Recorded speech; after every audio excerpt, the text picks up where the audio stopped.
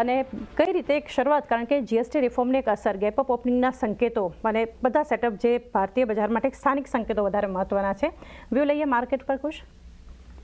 Good morning જાન. Definitely એક સારું ગેપ અપ ઓપનિંગ થયું છે, બટ મને લાગે છે કે તમે જુઓ તો થોડું પ્રેશરમાં છે આફ્ટર ઓપનિંગ. રીઝન ઇઝ કે this was already discounted, but yes જ્યાં સરપ્રાઇઝ છે ઇન્સ્યોરન્સ સેગમેન્ટમાં, મે બી ઓટો સેક્ટરમાં, તો ત્યાં બધે આપણે થોડું અત્યારે બૂસ્ટ જોઈ રહ્યા છીએ. Let's see, wait for 15 minutes ક્યાં માર્કેટ સેટલ થઈ રહ્યા છે, બિકોઝ યસ ડેફિનેટલી બૂસ્ટર છે જ, બટ આ ઓલરેડી ડિસ્કાઉન્ટ હતું. ધીસ ઇઝ નોટ કોઈ બિગ સરપ્રાઇઝ. એટલે let's see, wait and watch. ખાસ કરીને ઓટો સેક્ટરમાં, ટુ વ્હીલર્સમાં, જે આપણે ઓલરેડી સમાચાર હતા કે આવું થશે, તો ત્યાં શું થઈ રહ્યું છે ને, ખાસ કરીને બેંક નિફ્ટી ચાર્ટની, કારણ કે bank Nifty was underperforming since last couple of weeks.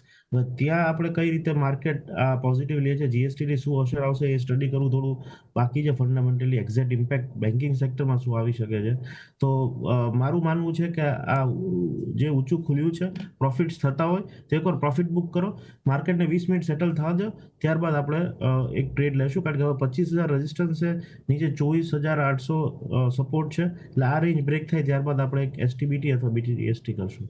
Okay, થોડા 15-20 મિનિટ સેટલ થવા દે, ત્યારબાદ તો ઓપનિંગ બેચ સેટલ થાય ત્યારબાદ કુશના ટ્રેડિંગ કોલ્સ પણ જાણીશું. અત્યારે ચર્ચાને આગળ વધારીએ.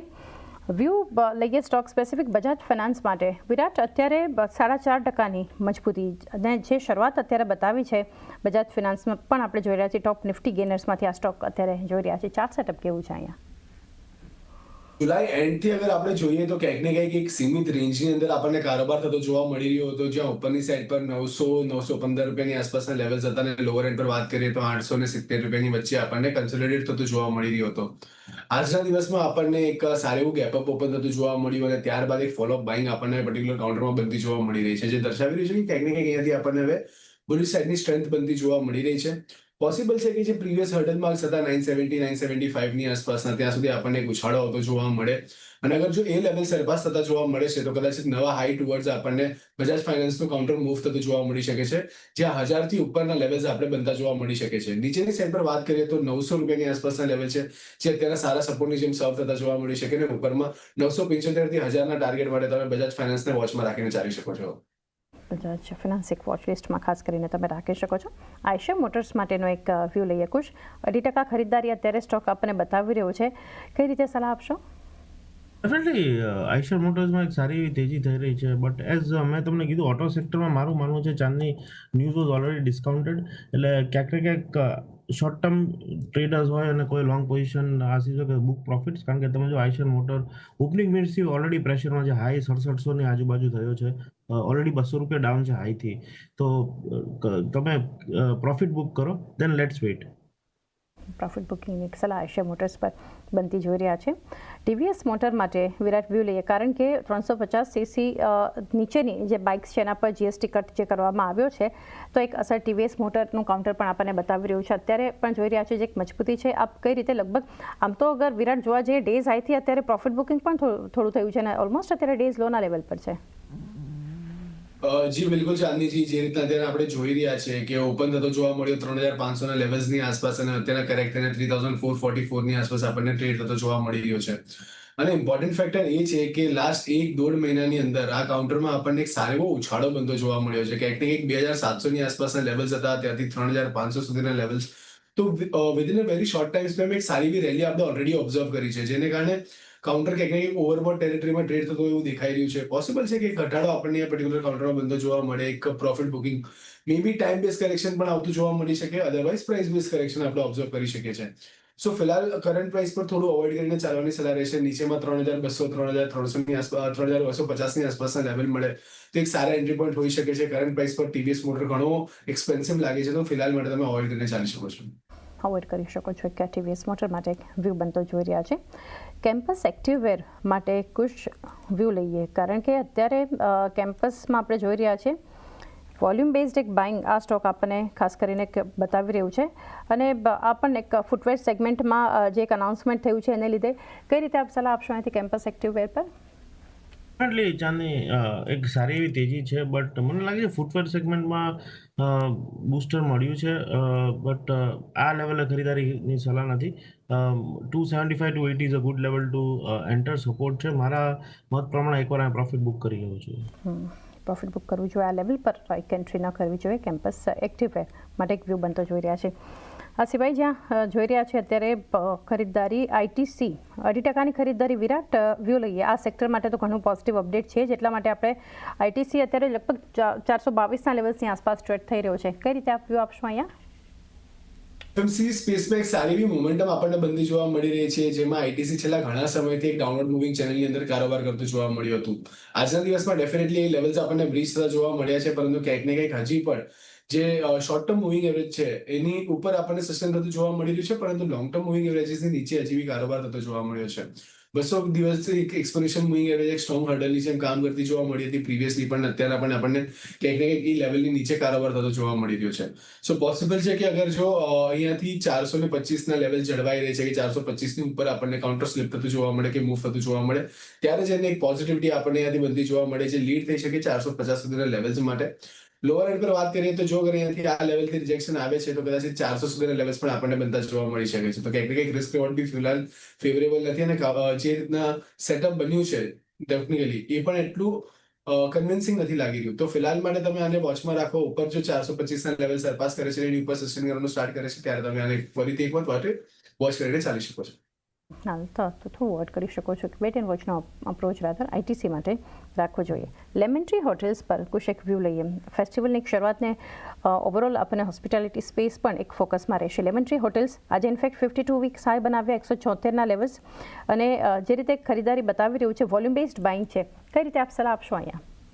Definitely lemon tree hotel as a disclosure Chandni one of my favourite stock છે હોસ્પિટાલિટીમાં. અને જો આપણા દર્શકોને યાદ હોય તો ફેબ્રુઆરી, માર્ચ અને એપ્રિલમાં ત્રણમાંથી લગભગ 2 જે આપણે મંથલી સ્પેશિયલ શોઝ કરીએ છીએ, એમાં લેમન ટ્રી અરાઉન્ડ 140 રેકમેન્ડ કરેલો હતો 185ના ટાર્ગેટ માટે. તો ક્યાંક ને ક્યાંક આપણે અચીવ થતા જોઈ રહ્યા છીએ. ને યુ રાઇટલી સેડ કે એક ફેસ્ટિવ સિઝન આવી રહી છે, ને બીજું ટેકનિકલી તો 52 વીક હાઈ છે, વીકલી ચાર્ટ્સ ઉપર રેઝિસ્ટન્સ બ્રેક કર્યા છે, but fundamentally lemon tree is catering business class hotels, plus હવે લક્ઝરી ઓરિકા જે બ્રાન્ડ છે એ લોન્ચ થઈ ગઈ છે મલ્ટિપલ લોકેશન્સ પર. મુંબઈ છે, આપણે એરપોર્ટ પાસે ઉદયપુર છે. તો મને લાગે છે કે they are expanding their product line, અને જે રીતે એનું બ્રાન્ડિંગ છે મને લાગે છે ખૂબ જ પોઝિટિવ છે. તો 160ના સ્ટોક્સ હજુ પણ ટ્રેડિંગ નહીં, બટ જો 6 થી 8 મહિનાનો વ્યૂ હોય, આ રેલી મિસ કરી છે તો બાય કરો 220ના ટાર્ગેટ માટે. 220ના એક ટાર્ગેટ ધ્યાનમાં રાખવા જોઈએ. અહીંથી લેમન ટ્રી હોટેલ્સ પર એક વ્યૂ એક પોઝિટિવ બનતો જોઈ રહ્યા છે. આજે એક વોલ્યુમ બેઝડ બાઇંગ છે. વિરાટ, ABFRL 4% ઉપર, અહીંયા પણ જબરદસ્ત volume based buying stock Aditya Birla fashion આપણને બતાવી રહ્યો છે. કઈ રીતે ચાર્ટ સેટઅપ જોઈ રહ્યા છો આપ?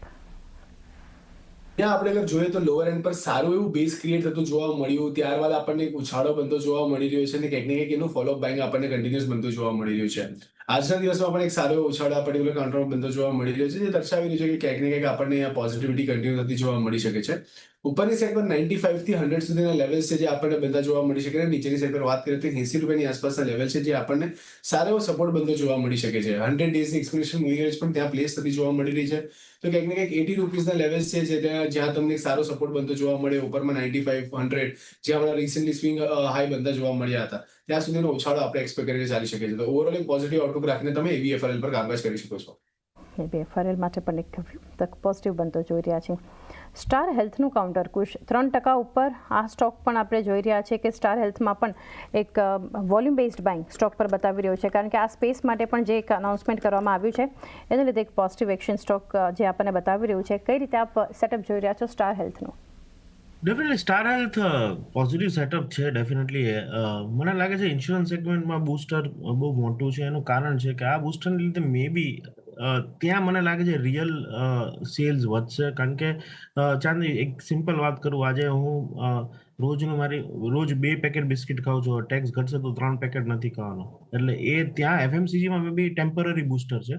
બટ યસ, હેલ્થ ઇન્સ્યોરન્સમાં જ્યાં હજી અવેરનેસ નથી ટાયર 2, ટાયર 3 સિટીઝ ઓર રૂરલ એરિયામાં, લોકોને મોંઘું લાગે છે, પ્રીમિયમ પોકેટને હિટ કરે છે, ડેફિનેટલી પોઝિટિવ હોય છે. બટ હવે આને કારણે 18% જો પ્રીમિયમ સસ્તું થઈ જાય તો ડેફિનેટલી હેલ્થ ઇન્સ્યોરન્સમાં ખાસ કરીને ટર્મ પ્લાનમાં અને મેડિકલ ફેમિલી ફ્લોટર પ્લાન્સ હોય છે ત્યાં બૂસ્ટર જોવા મળશે.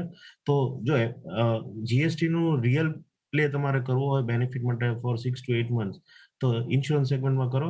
મારું ખ્યાલથી પોલિસી બજાર એક સારી પિક રહેશે. You can play all insurance at one place. તો પીબી ફિનટેક મારી ફેવરેટ પિક રહેશે ટુ ઇન્વેસ્ટ એન્ડ ટ્રેડ. મને લાગે છે ઓનલાઈન ઇન્સ્યોરન્સનું સેલ્સ પણ વધશે હવે. તો પીબી ફિનટેકમાં તમે આ લેવલે ખરીદારી કરો.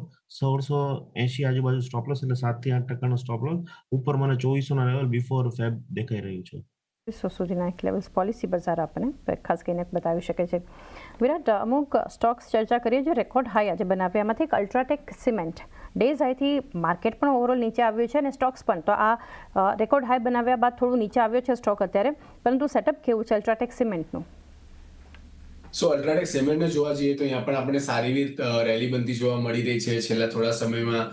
સાથે સાથે અગર આરએસઆઈ પર જોઈએ તો એક નેગેટિવ ડાયવર્જન્સ અહીંયા આપણને બનતું જોવા મળી રહ્યું છે, જે દર્શાવી રહ્યું છે કે ક્યાંક ને ક્યાંક અહીંયાથી આપણે એક્સપેક્ટ કરી શકીએ છીએ કે પ્રોફિટ બુકિંગ બનતું જોવા મળે. નીચેમાં ફરીથી 12,500 12,600 સુધીના લેવલ્સ આવતા જોવા મળી શકે છે, જે એક સારી એન્ટ્રી પોઈન્ટ હોઈ શકે છે લોંગ કરવા માટે પણ. 20 દિવસની એક્સપ્લેનેશન પણ એ પર્ટિક્યુલર લેવલ પાસે આપણને પ્લેસ થતી જોવા મળી રહી છે. તો કરંટ પ્રાઇસ પર તમે ફિલહાલ આને અવોઇડ કરીને ચાલી શકો છો, પણ અગર જો નીચે આવે છે સો કાઉન્ટર બહુ મસ્ત છે. ઓવરઓલ સેક્ટરમાં સારી એવી તેજી છે. સો ઘટાડે બાય કરીને ચાલવાની સલાહ રહેશે. નીચેમાં તમે 12,300 ની આસપાસ એક સારો સપોર્ટ બનતો જોવા મળી શકે અને ઉપરમાં ફરીથી આપણને 13,000 પ્લસના લેવલ્સ બનતા જોવા મળી શકે છે. તો ફિલહાલ માટે પ્રોફિટ બુકિંગ કરીને ચાલવાની સલાહ રહેશે. નીચે આવે ત્યારે ફરીથી આપણે બાય એન્ડ ડિપની સ્ટ્રેટેજી યુઝ કરીને ચાલી શકીએ છીએ. By and dips